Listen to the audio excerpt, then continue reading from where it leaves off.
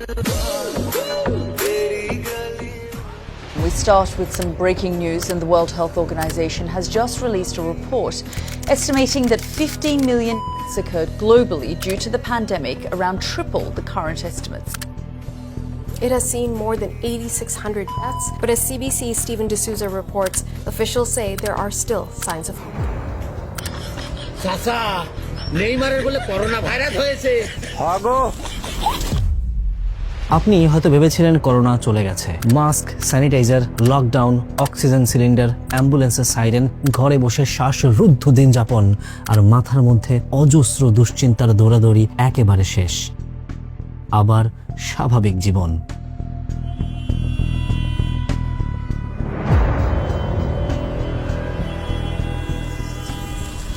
কিন্তু করোনা যেন সেই এভার পেইনফুল ছোট গল্প শেষ হইয়াও হইল না শেষ। আপনার মনে হয়তো এতক্ষণে অনেক ধরনের প্রশ্ন চলে এসেছে, কোনোটা ভয়ের, কোনোটা দুশ্চিন্তার, আবার কোনোটা অস্পষ্ট। মনে হতেই পারে এতদিন পর কি কারণে আসলে ফিরছে করোনা, আর এতদিন পরই যদি ফেরে তাহলে কোথায় ছিল মাঝখানের এই সময়টায়?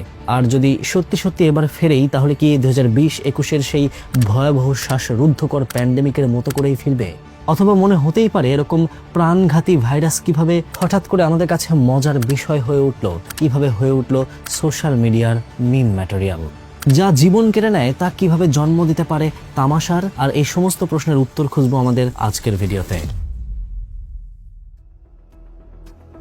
বর্তমানে সিচুয়েশনটা আসলে অনেক বেশি ঘোলাটে। কেউ ভাবছে করোনা আবার ফিরে আসবে, আবার কেউ মনে করছে এ আর এমন কি, এক্সপিরিয়েন্স তো একটা হয়েই গেছে। কিন্তু আসলেই কি এটা এতটাই সিম্পল? রিসেন্ট ডেটা কি ভিন্ন কিছুর সংকেত দিচ্ছে না?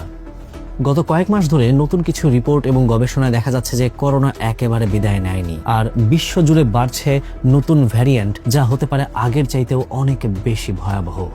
পৃথিবী জুড়ে করোনার নতুন রূপটা কতটা ভয়াবহ হয়ে উঠতে পারে সেটা সত্যিই ভাবনার বিষয়।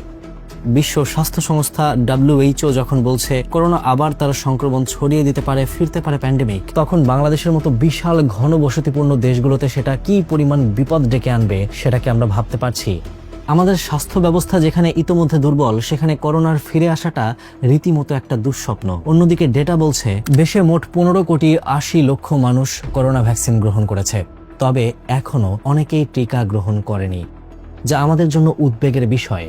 অনেকে শুধু প্রথম ডোজটা নিয়েছেন, অনেকে শুধু 2টি ডোজ নিয়েছেন, বুস্টার ডোজকে করেছেন ইগনোর। কি মনে হয় এত দ্রুতই ছাড়বে আমাদের করোনা?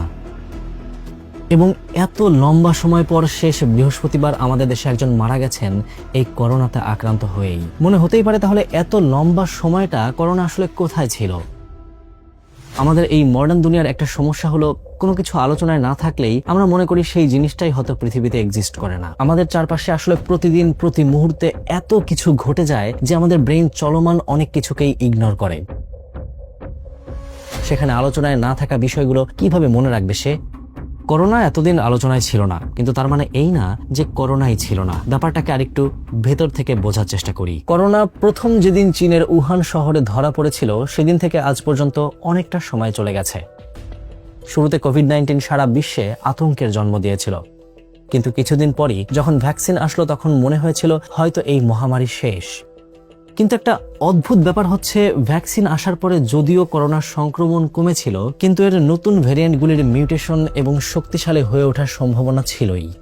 করোনা এখন সম্ভবত অনেকটাই রিহাইড্রেটেড, অপেক্ষা করছে একেবারে সঠিক সময়ের জন্য। বেশ কয়েকটি স্টাডি এবং রিপোর্ট বলছে এই করোনা ভাইরাসের নতুন ভ্যারিয়েন্ট আগের তুলনায় আরো অনেক বেশি সংক্রামক।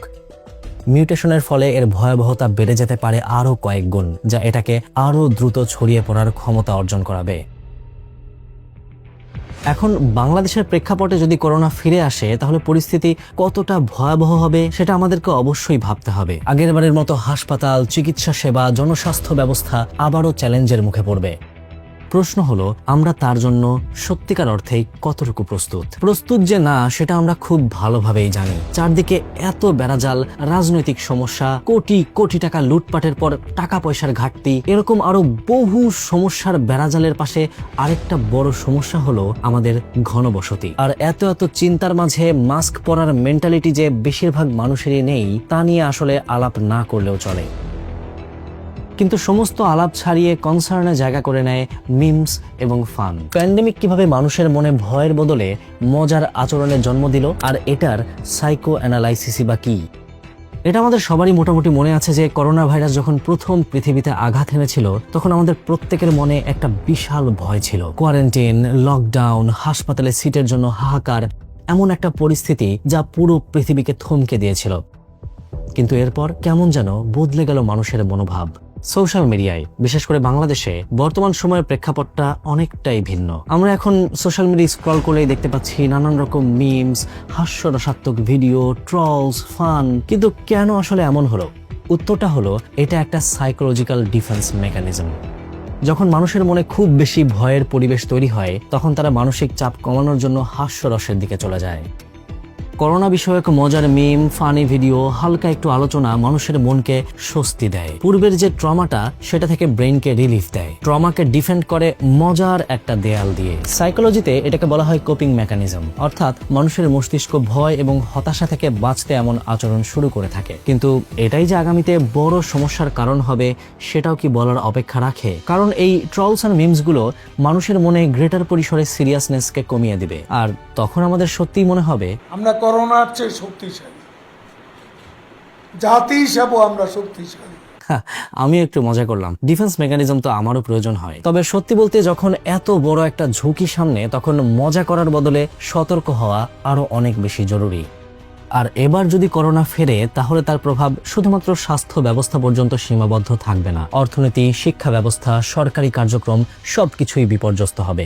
আমাদের সমাজ এবং অর্থনীতির ওপরের প্রভাবটাও হবে খুব গভীর। স্বাস্থ্য ব্যবস্থা একেবারে ভেঙে পড়বে। করোনা আক্রান্তদের জন্য হাসপাতালগুলোতে যথেষ্ট স্থান দিতে পারবে না। দেশের শ্রমশক্তি, কৃষি খাত, শিক্ষা ব্যবস্থা সবকিছুই মারাত্মকভাবে ক্ষতিগ্রস্ত হবে। মনে রাখতে হবে, করোনা শুধু শারীরিকভাবে ক্ষতি করে না, এর মানসিক প্রভাবটাও দীর্ঘদিনের। কিন্তু এবারের প্রশ্ন হলো, তাহলে এখন আমাদের কি করতে হবে? করোনা ফেরার আগে থেকেই আমাদেরকে প্রস্তুত থাকা উচিত। প্রথমত, স্বাস্থ্যবিধি মেনে চলা, মাস্ক পরা, সামাজিক দূরত্ব বজায় রাখা এবং টিকাদান প্রক্রিয়া দ্রুত গতিতে চালিয়ে যাওয়া প্রয়োজন। বিশেষ করে যারা প্রথম ডোজটি দিয়েছে, দ্বিতীয় এবং বুস্টার ডোজকে করেছে ইগনোর, তাদেরকে আরো সতর্ক করা উচিত এবং তাদেরকে দ্রুত টিকাদানের মাধ্যমে নেক্সট ফ্লোয়ের জন্য প্রস্তুত রাখা উচিত। এছাড়া সরকারের সাথে জনগণের সহযোগিতা অনেক বেশি গুরুত্বপূর্ণ। শুধু তাই না, আমরা যদি নিজেদেরকে প্রস্তুত না করি তবে এটা একেবারে 100 সত্য যে আগামীর পরিস্থিতি অনেক বেশি ভয়াবহ হতে চলেছে। ঠিক এই মুহূর্তে আমাদের জন্য সবচাইতে বেশি জরুরি হচ্ছে সচেতন থাকা, সতর্ক থাকা এবং একটা ভালো প্রস্তুতির মাধ্যমে সবাই মিলে একসাথে যেন করোনাকে সত্যিকার অর্থে রুখে দিতে পারি, সেই ধরনের মেন্টালিটি নিয়ে চলাফেরা করা। শুধু নিজের জন্য না, আগামী প্রজন্মের জন্য, আমার জন্য, আপনার জন্য, আমাদের জন্য। ভালো থাকুন, আপনার মতামত জানান কমেন্ট বক্সে। আল্লাহ আমাদের সবাইকে সুস্থ রাখুন। আসসালামু আলাইকুম, আল্লাহ হাফেজ।